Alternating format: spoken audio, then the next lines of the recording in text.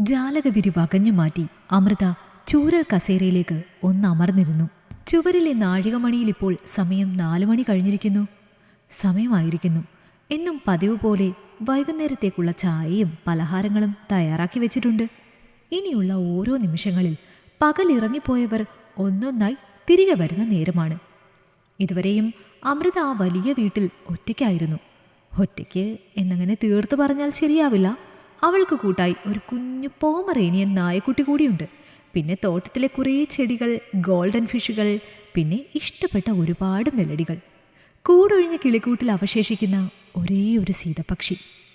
രാവിലെ ഭർത്താവും കുട്ടികളും പോയി കഴിഞ്ഞാൽ പിന്നെ ആ ലോകത്തവൾ പരിപൂർണ സ്വതന്ത്രയാണ്.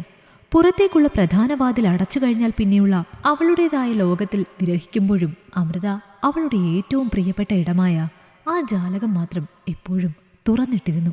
പുറത്തൊരുപാട് പേര് അന്നന്നത്തെ ജീവിതം ജീവിച്ചു തീർക്കാൻ പാടുപെടുന്ന കാഴ്ചകളൊക്കെയും അവൾ ഹൃദയം കൊണ്ടാണ് കണ്ടിരുന്നത്.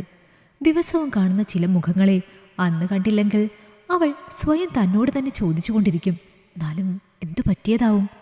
മുട്ടികുരുമി നടന്നു പോകുന്ന നവദമ്പതികൾ, അവളുടെ പട്ടുസാരിയുടെ കണ്ണഞ്ചിപ്പിക്കുന്ന നിറം, ക്ഷേത്രത്തിലേക്ക് തിരക്കിട്ട് നടക്കുമ്പോഴും ഉടുത്തിരിക്കുന്ന സെറ്റ് സാരിയിൽ ചുളിവുകൾ വീഴാതെ ശ്രദ്ധിക്കുന്ന യുവതികൾ, സൈക്കിളിൽ ഓരോ ഷോപ്പിലേക്കും ചൂട് ചായയും ഉഴുന്നുവടയും ഉള്ളിവടയും ഒക്കെ കൊണ്ടു കൊടുക്കുന്ന ഒരു ഭിന്നശേഷിക്കാരനായ യുവാവ്, നടക്കാൻ മടിച്ചു കരയുന്ന കുഞ്ഞു മകനെ ശകാരത്തോടെ വലിച്ചുകൊണ്ട് തിടുക്കത്തിൽ ബസ്സിൽ കയറാൻ ഓടുന്ന യുവതിയായ ഒരമ്മയും കുറേ ആളുകളും, പിന്നെ പൊട്ടിയ പ്ലാസ്റ്റിക്കും ന്യൂസ് പേപ്പറും എടുക്കാൻ വരുന്ന പ്രായമുള്ള അണ്ണാച്ചി, ചുമരിൽ ഒരു വലിയ ബാഗും തൂക്കി കഴുത്തിൽ ടൈയും കെട്ടി അന്നത്തെ ടാർഗറ്റ് തികയ്ക്കാനായി നഗരത്തിലെ വെയിലും മുഴുവൻ ഏറ്റുവാങ്ങുന്ന ചെറുപ്പക്കാരൻ. പിന്നെയും എത്രയെത്ര കാഴ്ചകളാണ്! ഉച്ച കഴിഞ്ഞാൽ പിന്നെ അവളുടെ കാഴ്ചകൾക്ക് നിറം മങ്ങി തുടങ്ങുന്നു. ഒരു പ്രൊഫഷണൽ കോളേജിന്റെ സമീപത്തായിരുന്നു അവരുടെ വീട്. വൈകുന്നേരങ്ങളിൽ ബസ് കാത്തു നിൽക്കാനെത്തുന്ന കോളേജ് സ്റ്റുഡൻസ്, ചാരക്കളർ ഷർട്ടും കറുത്ത പാൻസും ഇട്ട ആൺകുട്ടികളും യൂണിഫോമിന് മുകളിൽ ഗ്രേ നിറത്തിലുള്ള ഓവർകോട്ട് ഇട്ട പെൺകുട്ടികളും കൂട്ടമായി നിൽക്കുന്നത് അമൃതയുടെ വീടിനരികിലുള്ള സ്റ്റോപ്പിലായിരുന്നു. ചിലർ എല്ലാവരിൽ നിന്നും മാറി അടുത്തുള്ള കടകളുടെ മറവിലേക്ക് തെന്നിമാറുന്നതും ജനൽ കമ്പികളിൽ പിടിച്ച് ആകാംക്ഷയോടെ അവൾ നോക്കിയിരിക്കും.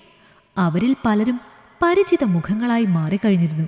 നേരം എത്ര വൈകിയാലും ചില ആൺകുട്ടികൾക്കും പെൺകുട്ടികൾക്കും വീട്ടിലെത്തണമെന്ന് ഒരു നിർബന്ധവുമില്ലെന്ന് തോന്നും അവരുടെ ഭാവങ്ങളിൽ. ഈ പെൺകുട്ടികളുമാരുടെ ഒരഹമ്മതിയേ! ചില അരുതാത്ത കാഴ്ചകൾ കാണുമ്പോൾ മനസ്സ് വല്ലാതെ രോഷം കൊള്ളും. ഇവറ്റോൾക്ക് വീട്ടിൽ ചോദിക്കാനും പറയാനും ഒന്നും ആരുമില്ലേ? ഛേ! മക്കളെ പഠിക്കാൻ വിടുന്ന അച്ഛനും അമ്മയും എന്തെങ്കിലും അറിയുന്നുണ്ടോ? എല്ലാ അച്ഛനമ്മമാരുടെയും വിചാരം അവരുടെ മക്കൾ അങ്ങനെയൊന്നും പോകില്ല എന്നായിരിക്കുമല്ലോ. പുറത്തേക്ക് നോക്കിയതും വല്ലാത്ത നാണക്കേടാണ് തോന്നിയത്. കറുത്തു മെലിഞ്ഞ ഒരു ഞരന്ത് പയ്യനും അവനേക്കാൾ ചേലുള്ള ഒരു പെൺകുട്ടിയും കടയുടെ ഭിത്തിയിലോട്ട് ചേർന്ന് നിൽക്കുന്നു. അവളുടെ കൈവിരലുകൾ അവൻ്റെ നെഞ്ചിലും തോളിലും മുഖത്തും സഞ്ചരിക്കുന്നു.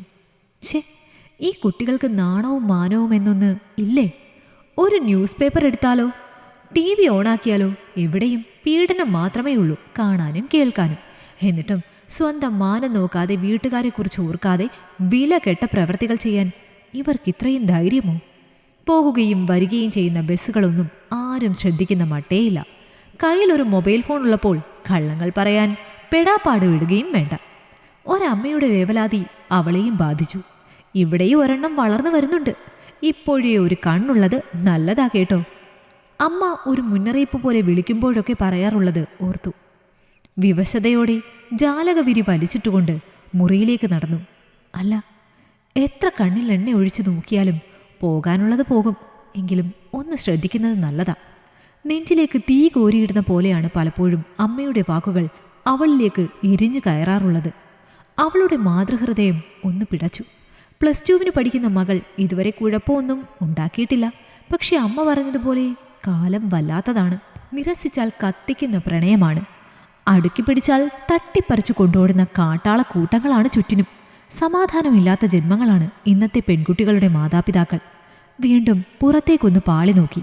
രണ്ടുപേരും കൈകൾ കോർത്തു പിടിച്ച് മുഖം ചേർത്ത് നിൽക്കുന്നു. ജനൽപ്പാളി വലിയൊരു ശബ്ദത്തോടെ അവൾ വലിച്ചടച്ചു. ക്ലോക്കിലെ സൂചികൾ ഇഴയുകയാണോ? മകളൊന്ന് വന്നിരുന്നെങ്കിൽ. അമൃത മുറിക്കുള്ളിൽ ഒരു വെരുകിനെ പോലെ നടക്കാൻ തുടങ്ങി. ഈ കഥ നിങ്ങൾക്കിഷ്ടമായെങ്കിൽ ലൈക്ക് ചെയ്യൂ. നിങ്ങളുടെ അഭിപ്രായങ്ങൾ കമന്റായി രേഖപ്പെടുത്തൂ. കൂടുതൽ കഥകൾ കേൾക്കാൻ ഈ ചാനൽ സബ്സ്ക്രൈബ് ചെയ്യൂ.